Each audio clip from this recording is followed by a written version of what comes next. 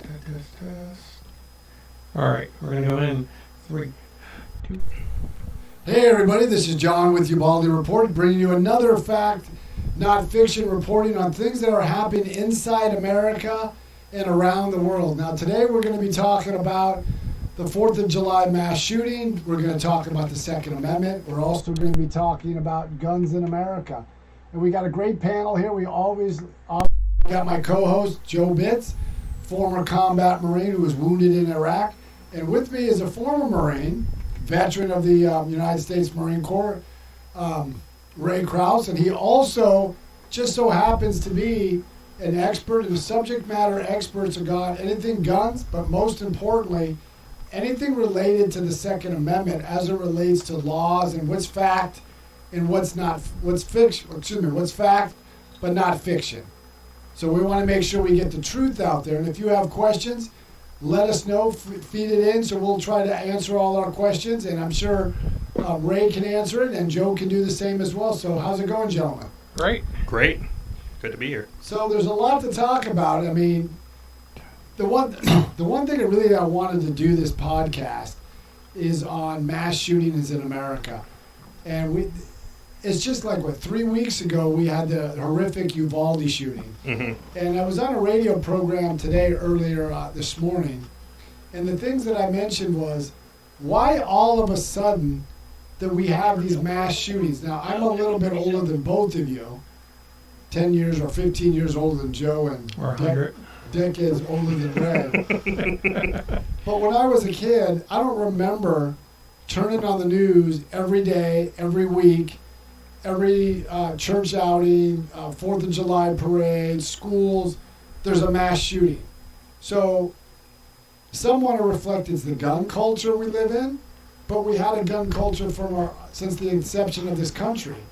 But back when I was a kid, there was no, it was very easy to get a gun. You go in any sporting goods store, come out with a gun, boxes of ammunition. You could even take a rifle to school, put it in the back of your pickup truck in the gun rack, lock the door, and off you went to class, and no one said anything about it. So my question is, and I brought this out in my TikTok interview, or the TikTok video I did this morning, why do you think there's these horrific crimes revolving around shooting? But before we get that, I want to dovetail first in how everybody seems to attack the gun part. And I'm sure you've heard a lot of things being said by political leaders that are just not accurate. The first one being assault weapon. Mm-hmm. Now, just for our listeners' sake, what the heck is an assault weapon? Define it. An assault weapon, for the media terms, is, and I'm going to use media terms because that's what it is. It is a media term, an assault weapon. It's not a gender. It's not a genre of weapons. An assault weapon is basically anything that's high-powered, can hold a lot of rounds, and can just just shoot a lot. And that is the media definition. Okay. Now, can you buy an assault weapon, the definition that you portrayed? Not technically, because the quote-unquote, I think what they go after for assault weapon, I think they mean machine gun. Mm-hmm. And in this country, we have to go through the Class 3 steps of actually buying a machine gun. And I would also ask if you could financially afford a machine gun, because a proper machine gun in this country goes for about $30,000-$40,000 and above. Correct. Well, because I work at a law enforcement supply company, and we do sell firearms. Mm-hmm. And if you want to get a fully automatic weapon, you have to petition the ATF. Yes. There is a fee. I can't remember what the fee is. $200. $200. And it takes time. The ATF doesn't just drop this off and gets it in 2 weeks. And it's just the same thing like if you want to get a suppressor. You can get a suppressor, but you have to go through the ATF. And I just learned this because we had someone come in who wants to move to Georgia. Mm-hmm. And one of the individuals who I work with said, yeah, you can move to Georgia, but now you have to re-petition the ATF and tell them that you're moving to Georgia, and you have to pay an additional fine or additional fee It's a fine. But it's a fee Yeah. to move the suppressor from your current address to your new address. And if you fail to do that, that's a felony. Yeah, and I believe you have an X amount of days. Oh, yeah. I think it's 90 days to be exact. Don't quote me on it. I don't have it in front of my Well, face. that's like anything else. There's a Yeah. time frame when you have to move that and let them know on your suppressor. So I think, kind of moving past that and getting back onto the track of mass shootings, I think what people need to understand is the assault weapon, the weapons of war, the weapons of mass destruction. When you hear that from the media, and I hear from time in and time out, talking to people, debating people, having conversations, having arguments, that's a scare tactic by the media. Anything could be used in a weapon, or anything could be used in a war. Okay, but going by that, Mm-hmm. we look at particularly the AR-15 Mm-hmm. that we all used in the military. But aren't there other semi-automatic weapons, high capacity, that do the same thing, if not more damage than an AR-15, but are never banned or never mentioned in this whole debate? Yes. Because I know there's certain high-powered rifles. I know there's an M14 that was used during Vietnam. There was the M1 Garand that was used in World War II. These are high-powered, have a much higher capacity of round, can do far more damage than the AR-15 round can do. I just want to interject here for a second. What if, so Clinton had the assault weapons ban, Correct. okay, and then that kind of took out a lot of the ARs out of play. And is that why they're just maybe going back after that? Because after the assault weapons ban was over, ARs kind of boosted back up into production. Now everybody's got one.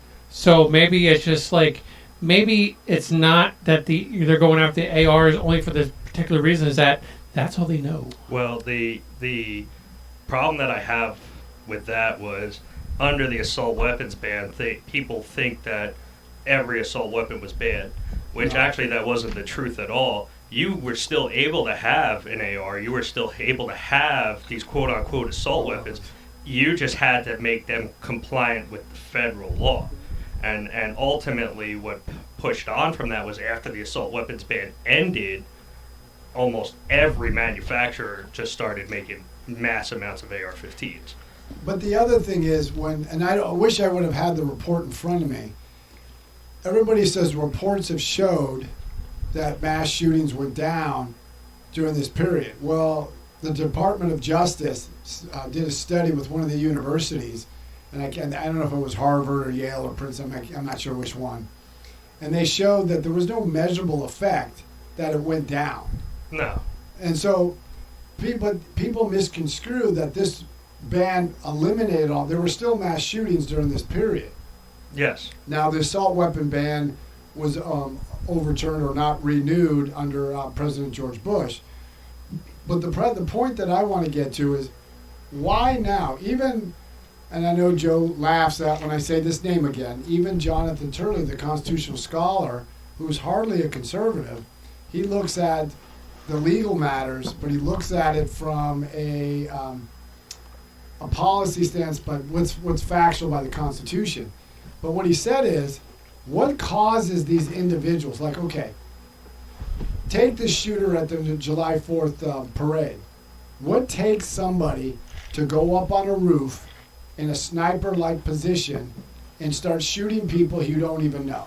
Somebody directed by Antifa. Yeah, so it's things like this that what is causing this? Now, again, I go back to when I was a child. I don't remember turning on the news, watching all these mass shootings when we had the most liberal gun laws ever had. We could walk into any sporting goods store and come out with a rifle, a pistol, whatever. But at the same time, we also had the much stronger nuclear family. And what I mean by that is everybody that I went to school with, there was only 2 kids in my class that came from non-traditional families. My one friend, he was from a divorced family. Mhm. His father was raising him and his brothers. Another classmate was raised by his grandmother. Everybody else came from 2-parent family. So I still disagree with you on this, even though I think there's a little bit more of the psyche than just maybe having a single parent Well, or. that's just or one aspect. We go on. I mean, it is well because I mean, thinking about this today, it's like, and this will maybe a little off, but the serial killer kind of, there's like a three. The trio is brain or some kind of brain injury or some kind of head injury, a very traumatic experience, family wise, and then there's like I forget what the third is, but that kind of like if those people, if they're looking for somebody or profiling a serial killer, they look for those kind of three things, and then they start narrowing down their possibilities. Well, I know one of the comments came up here is all the shooters had a mom and dad in the home. Not necessarily. Not the If you look at the Uvalde shooter, the father was not in the home. The mother was addicted to drugs. He had a problematic relationship with his grandparents. This individual, yeah, he had a mother and father in the home. But what I mean, just because you have a two-parent family, but what kind of parents are there? But in this case, there was a former athletic coach when he was 10 or 11 years old, and he got the impression that this kid who did the shooting was always picked up last. His sisters were always picked up last, and he got the impression that the kids were like a nuisance to the family. They didn't put much stock. I mean, you could have two-parent families, but are your parents parenting? Right. Now, I just look at my own family. We didn't come up in the perfect family. My dad only had a 5th grade education. My mom went to work after my dad got hurt on the job. So we were poor. I mean, we had to give money to our parents to put food on the table. Mm-hmm. But my parents were there in our lives. They went to our sporting games. They went to our events. They tried the best that they could, but they were there in our lives. And these kids, it seems like every mass shooter has a primary theme in common. They're young, they're white, they're socially awkward, they're immersed in social media, and they're loners.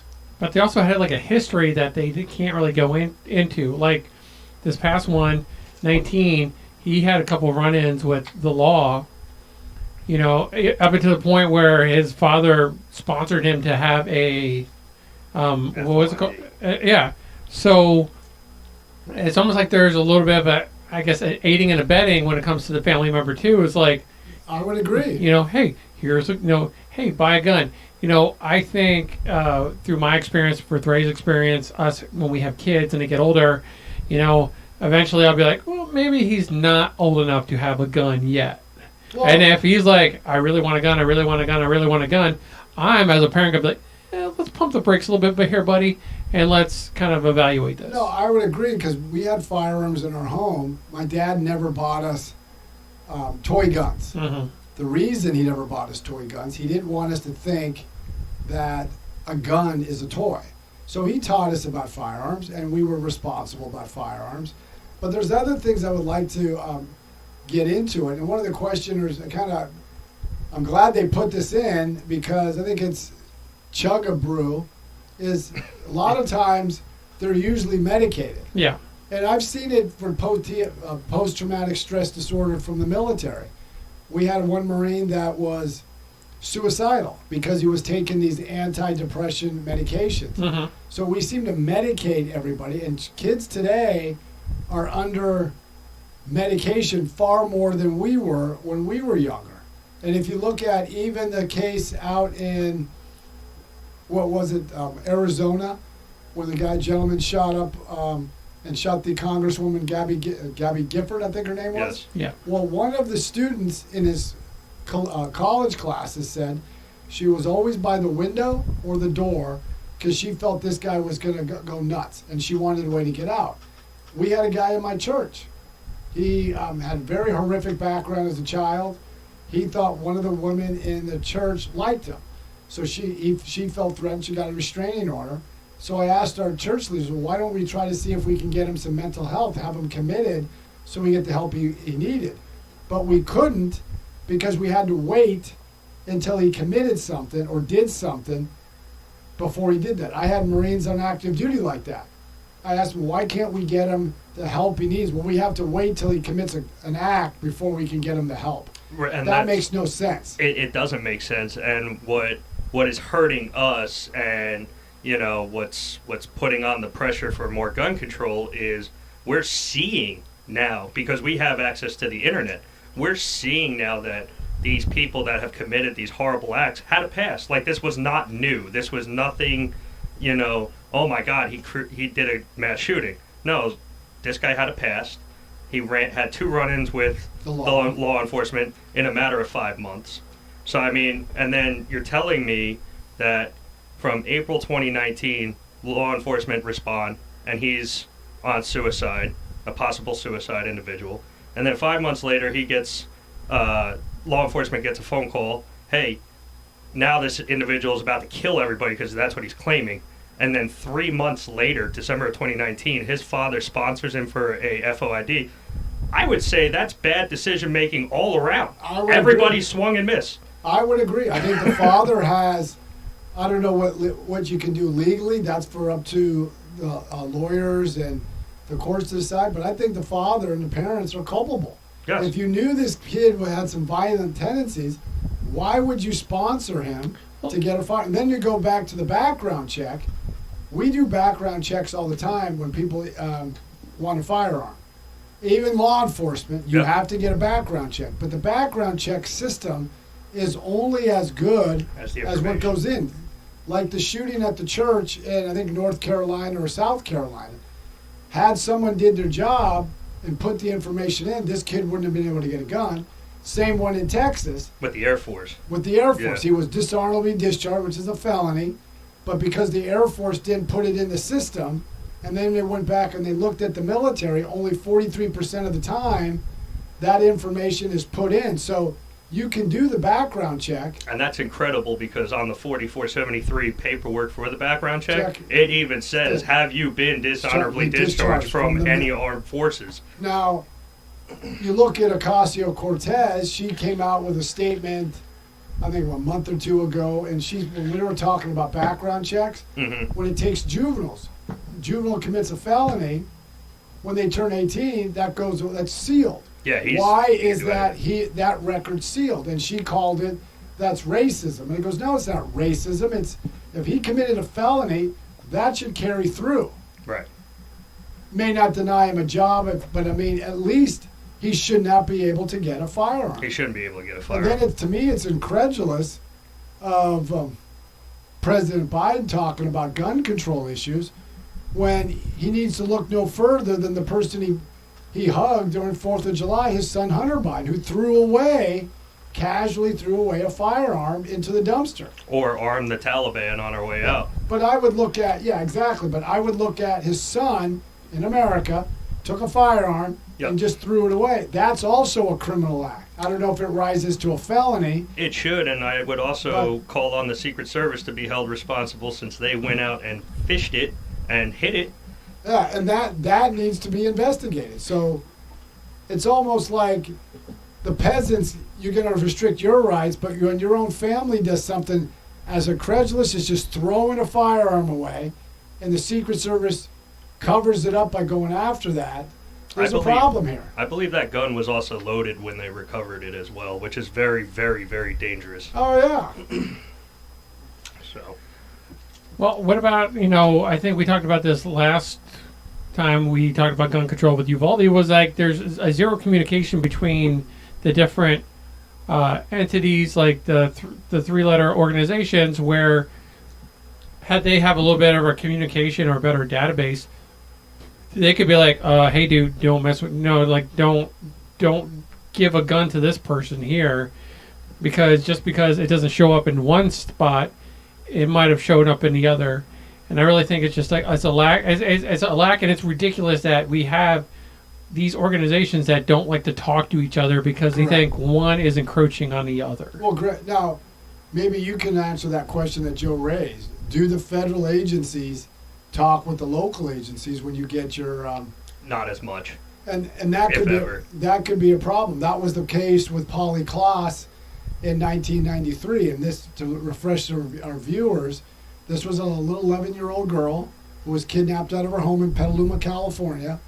The sheriff department at the time stopped this guy because he ran into the ditch, but they didn't have knowledge that everybody was looking for him because their communications didn't coincide. Now they kind of do, but at the federal level, federal government and the local levels should be talking with each other.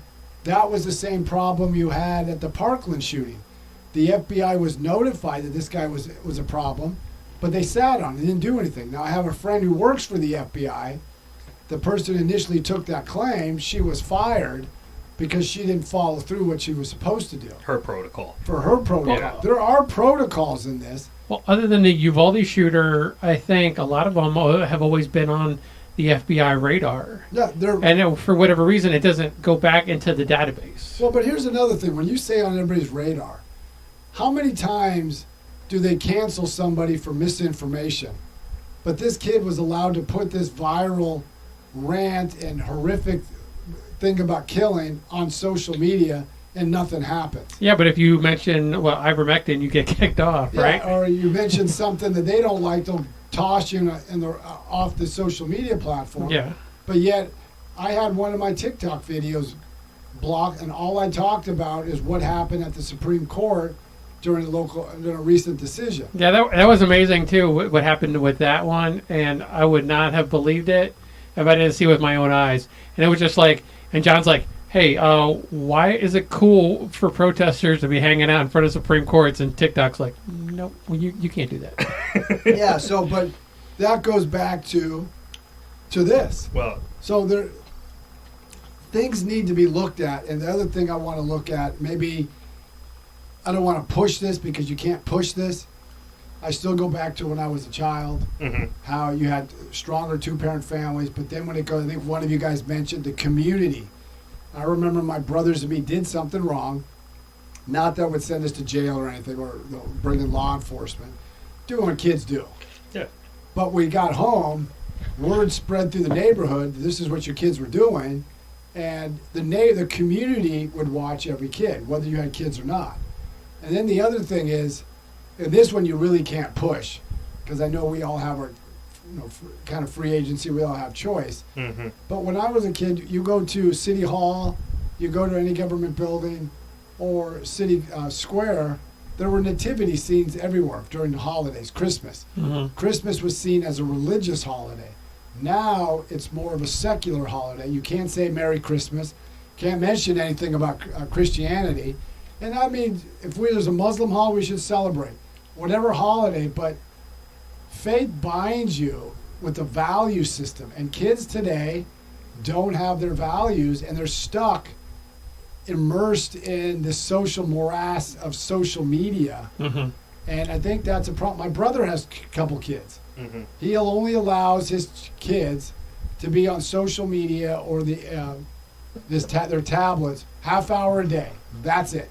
They got to get off, they got to get outside, they got to play, they got to be kids. But these involved in their lives. Yeah. And I remember my parents. We didn't have much. We were poor as dirt, but they were involved in our lives. They did the best that they possibly could with the means that they had, but they were involved in our lives. And if you're going to be parents, like one of them said, they did have parents in the home, but if you're going to be a parent, you got to be a parent. There's something strange they call doing parenting.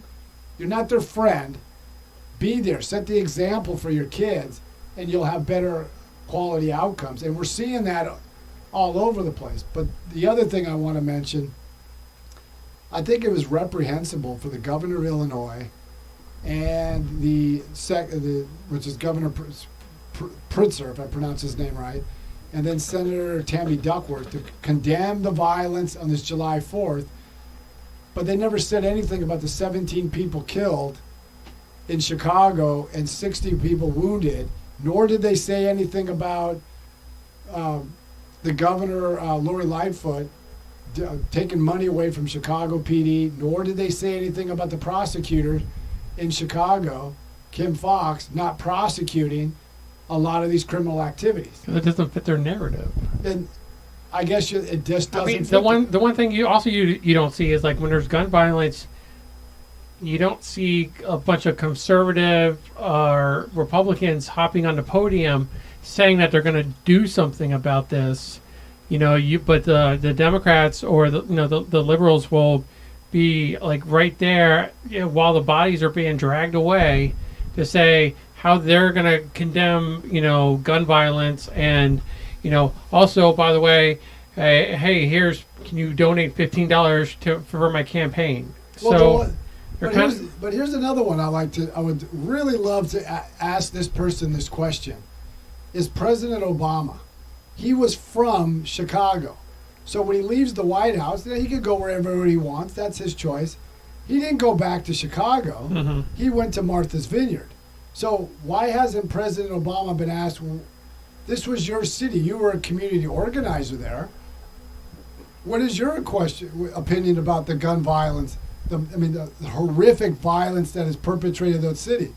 Or what about education? Like I said, my dad had a 5th grade education. How come nobody talks that 70% of black and Hispanic children are deficient at grade level in math and English? Mm-hmm. I haven't heard any of these politicians who talk about all lives matter or Black Lives Matter. What about there? Why aren't they asking these questions? And I know that a lot of the cities that do have a lot of gun violence are mostly Democratic ran. Yeah, and Chicago, just for our listeners, that hasn't had another party run that city since 1931. Then you look at Atlanta. Atlanta goes back to 1879. New Orleans about the same way. Most of these cities, on average, have been run by one party for almost 80 years. Mm-hmm. So if you're going to be consistent, why not talk about that? But they're only big when it happens to be, it fits their narrative. And I think they're disingenuous about it. And why can't they come to the realization that gun control is only going to be followed by people that are law-abiding citizens, and you could put as many gun control laws as you want, and the only people that are but criminals are not going to follow that. That's not their thing. No, they're not. But look what's going on in the American cities today. You have George Soros help elect progressive prosecutors. They just recalled Chase Boudin in San Francisco, who had no prosecutorial experience. He was a district attorney. He was a public defender. Mm-hmm. You had, I can't think of his name, George Gascon in Chicago, in Los Angeles. No prosecutorial experience. He used to be the DA up in San Francisco briefly, and then he just pushed this no bail reform. We're not going to prosecute anybody. Philadelphia's meeting the same fate. So is New York, and crime is going up. And the sad part is, it's those who are least able to move or least able to move out of those areas are stuck. And it impacts the low-income communities and especially the minority community. I mean, I know we are going down this path, and I think some resolve needs to happen. We're watching these agendas, we're watching these narratives on these inner cities, but time and time again, we watch criminals who've committed murder, or, they call it manslaughter for talking it down. They get 1, 2, 3 years. They're out on, bail, parole, whatever. And then they go commit it again. But what about the mass shooters? What about the guys who just killed 7, just killed 21, just killed 30, and so on and so forth? How come we can't be a little bit more cruel in our punishment that we dish out to the mass shooter? Because as we're watching in Illinois, who just got rid of their death penalty several years ago, he gets to live. He gets to live. He gets to live in a box no matter what. He gets 3 hot meals. He gets a shower. He gets to sleep. And now there's 7 people out there. They're gone. There's 30 wounded with bullet wounds that they don't know, their life has changed. But yet we have to coddle these mass shooters. And the reason why I get upset with it is, you see the argument on the media. Everybody who's part of the NRA, pro Second Amendment, this and that, they look at us as like, oh yeah, we wanted that to happen. Oh yeah, we saw the murder. Yeah, that's great. Mm-hmm. No, we're equally as frustrated as you and we want something done, we know that it's not the guns that are doing it because you got 90,000 gun control laws. So we got to figure it out. We have to, hey, stop glorifying the mass shooter on CNN and Fox News. Actually be proactive and say, hey, let's stop this. Not like... Well, but you make a point that Jonathan Turley made on the previous mass shooter. He goes, what more gun control legislation would have stopped this? And the second point he made is, what is causing these kids to do what they're doing? There's something that's now that didn't happen like when I was a kid. I don't remember turning on the news and there's 14 people killed, like Chicago. 17 people killed in a week. There wasn't that many killing in Iraq during the height of the surge. You got different variables from when you were a kid till now. Back then, you didn't have social media, and you didn't have violent video games, and you didn't have the government involved in families like they are now. And but all these things that you're mentioning have to be looked at. Okay, I've seen the movie, and I'm sure you guys have seen it. Take John Wick. Hollywood puts out these very violent movies, and I think goes back to the first point that you made earlier in this segment. People see these semi-automatic weapons in the movies, and they think they do that. They don't. No. They don't. But that's what they see, and they believe that all weapons do that, and they have such a misunderstanding. And that's what Turley kind of alluded to. They have a misunderstanding of what these what guns are. It's like when they said, President Biden keeps mentioning it. Well, the Second Amendment limited that you couldn't get a cannon at the time of the Constitution. That's false. The Second Amendment never limits the type of weapon you can. Later on, they put limits of what you could or can't do, but that's not the Second Amendment. And I could throw in a curveball there saying the Puckle gun was a machine gun. Yeah, and that was made in 1702, so that would put the first quote-unquote machine gun 60 years prior to the Second Amendment being created. Exactly. So but all these need to be placed in totality, and we need to, here's a sobering statistic, now that I bring this up when we talk, when I go back to the family. You know the number one country with fatherless homes? The United States. And the Census Bureau came out with a couple weeks ago that 18.5 million children in America come from fatherless homes. Now, I talk to, because I deal with a lot of law enforcement from the federal, state, and local levels, as soon as I mention the family, everyone, doesn't matter what background they come from, they all say the same thing. You're absolutely correct. Every kid that I deal with that comes before me has some type of dysfunction in their family life. So, Rod the Sponge said, meds, ! Do you possibly think that it has something to do with medication and all these anxiety pills and all this stuff being shoved down our throat just when we go see a doctor? Well, antidepressants are kind of like a shotgun effect, where, and this is me speaking from experience, is that a lot of things vary. Sometimes this medication works, sometimes this doesn't. Correct. Yeah, and sometimes you just find something that kind of fits your groove. But also, certain thing with these medications is that it takes a while for it to take effect, and the same thing, it also takes a while to get off of it. But you're going to feel the same effect coming on. So it's not instant. I can't take a pill and all of a sudden I'm like, hey, yeah. No. It's 30, 60 days that it takes me to kind of get everything balanced, but I'm not so I think it varies. You're kind of just you're not pigeonholing, but you're taking somebody that fits a certain criteria, and you're like, okay, this works best for everybody else that this guy's feeling like, so let me try it on him. But everybody's body's different. The chemistry might be off, and something that's giving one person more anxiety than the next, or sometimes it does the complete opposite of what it is actually supposed to do. So yeah, is medication a problem? Yeah, but then also, well, no medication. Let them deal with it on their own. That's not gonna happen either, because there's that internal struggle. And you're correct. A lot of these problems have either been people who are on medication, coming off medication, being placed on medication. But you also got to look is when you give antidepressant medication to children, their bodies and their brain are still developing.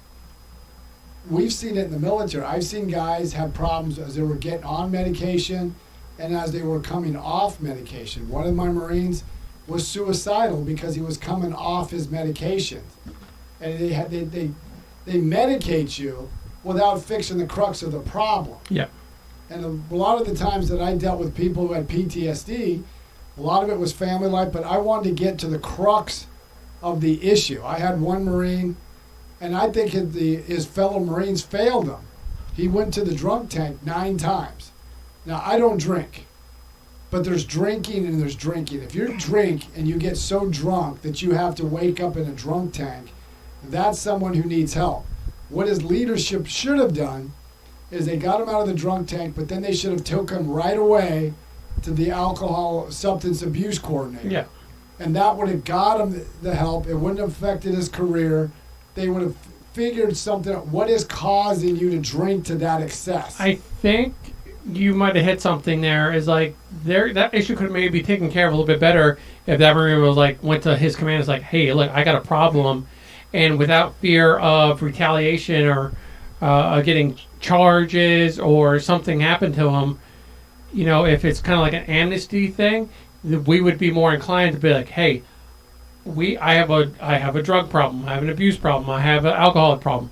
If there was kind of like an amnesty saying, look, if you have this problem and you tell us and we're not going to do anything to you, fine. But I think there's also a stigma associated with mental disorder. So these people might have a mental disorder, might go unchecked, and then they're just like, I don't want to be caught in that stigma of having a mental disorder. No, there is that stigma. Hopefully it's starting to erode. And that's where I would think some of maybe if the Hollywood elites quit whining, and some of them have gone through mental health issues themselves. Oh, yeah. And maybe they can give back to their community and say, listen, I went through this. This is what caused, this is what I went, and maybe mentor or at least provide resources or provide your experience how to overcome it. Mm-hmm. But like when I was I would take my Marines down. I don't know anything about mental illness, but I knew something wasn't right. There was one Marine who was just stone-faced, never smiled, never did anything. Well, he slugged the wall. That's not a normal reaction. Yeah. So I made sure you're going to mental health. And then what I would do, I would call his therapist. Now, they can't tell me everything because of HIPAA laws. But what I also did is I said, this is what I'm observing. Mm-hmm. And they could put that into, and they loved it because they got another opinion or another experience of what that individual was going through. Going back to the shooting in Illinois, he gave off warnings that something wasn't right. Yeah, multiple. And this is where people need to realize if something doesn't feel right, someone's not doing something that's abnormal, say something. Bring it up to somebody's attention.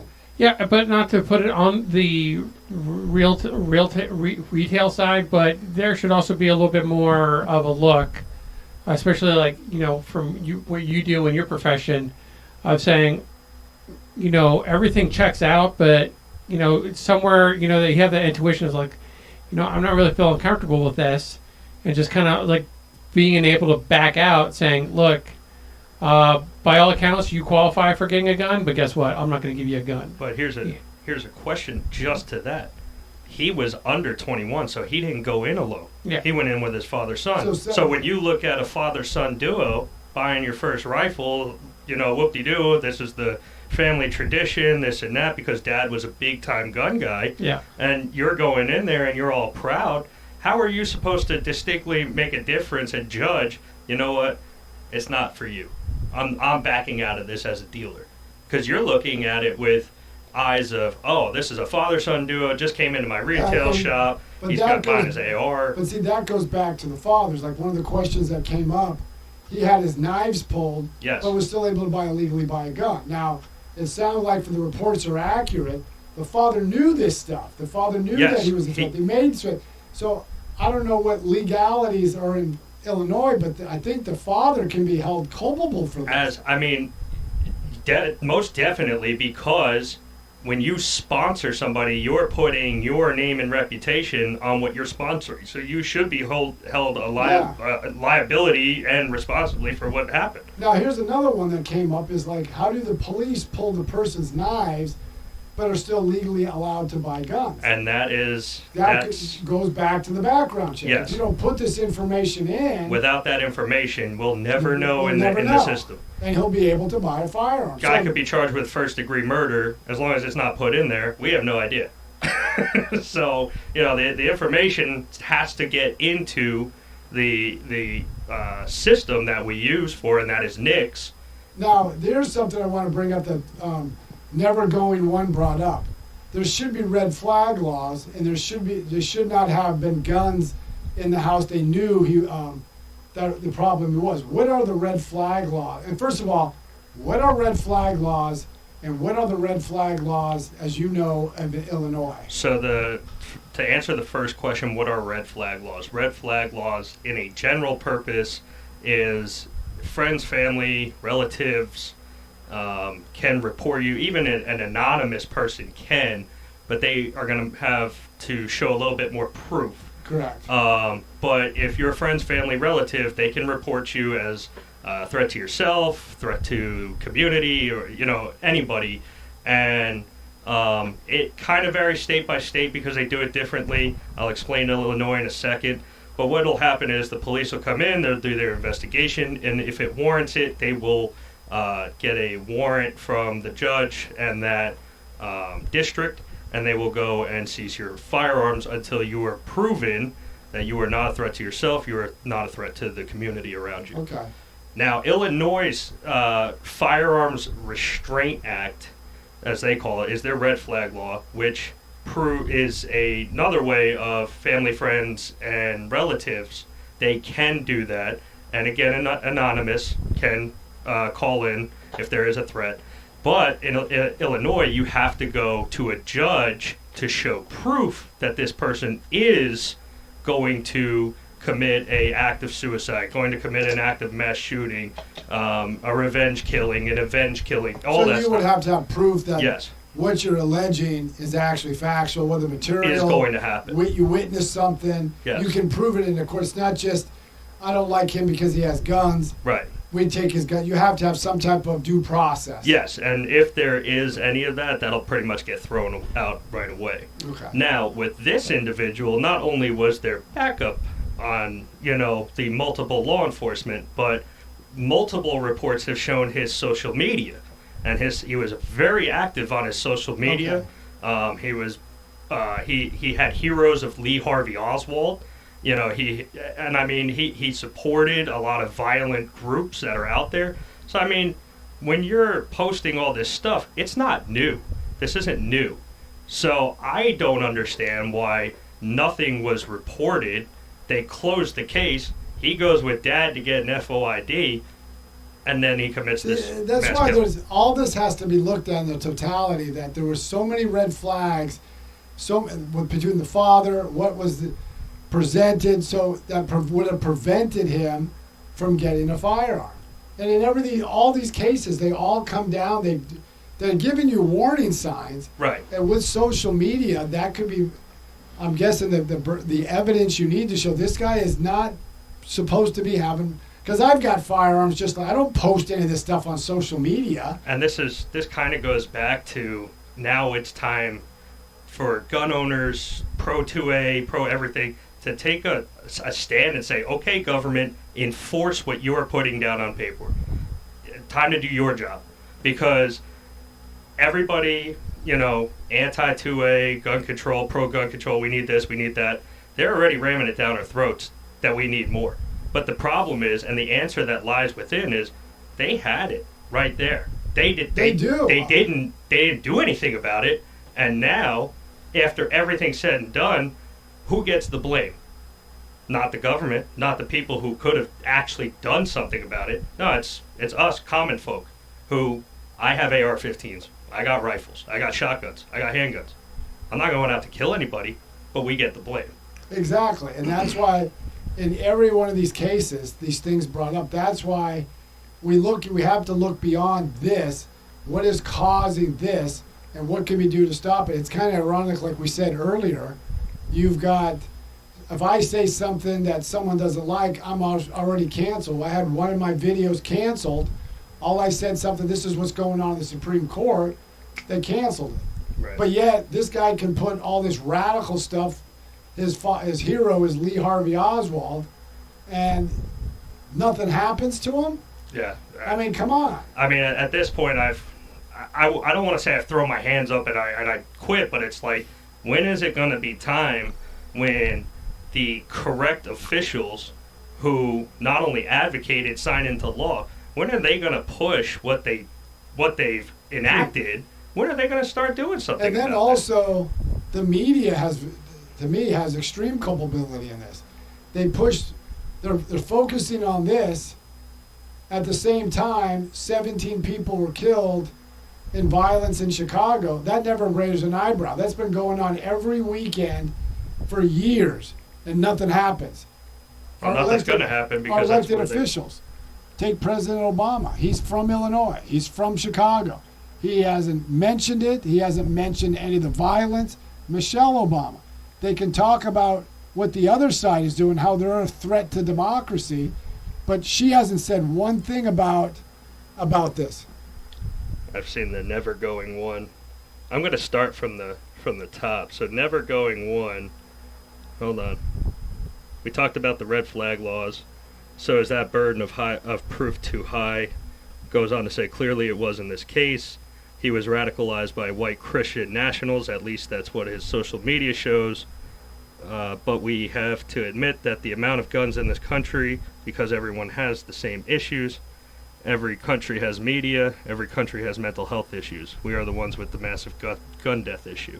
But we're also the ones that have the highest rate of fatherless homes. We're all the ones that have the highest rate of single-parent home with not a father in the home. I know people will jump on me for that, for being a Bible thumper, but I can tell you this. I was benefited from a strong father in the home.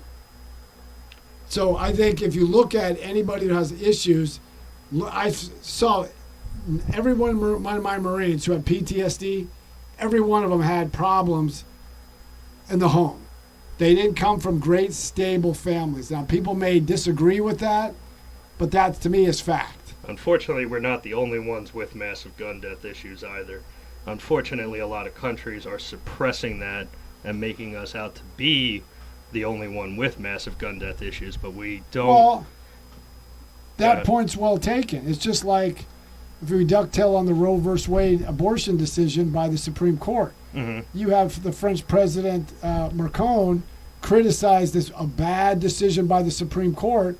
He has a more stricter abortion policy for France than any state, including the original state that brought the Dobbs case to the Supreme Court. All of Europe has a much stricter abortion threshold than the United States, but we're the bad guy. And maybe if we had a president who had some cojones and told these countries to shut up and look at yourself, it would be a little bit better and put America first for once. So, not to cut us off, but hey, Joe, how you doing? good. No, I'm just, this is a great talk, but we need to kind of wrap it up. So, what is the end result? What do we need to figure out here? We need to look at it, put our prejudices behind. Let's look at solving the problem.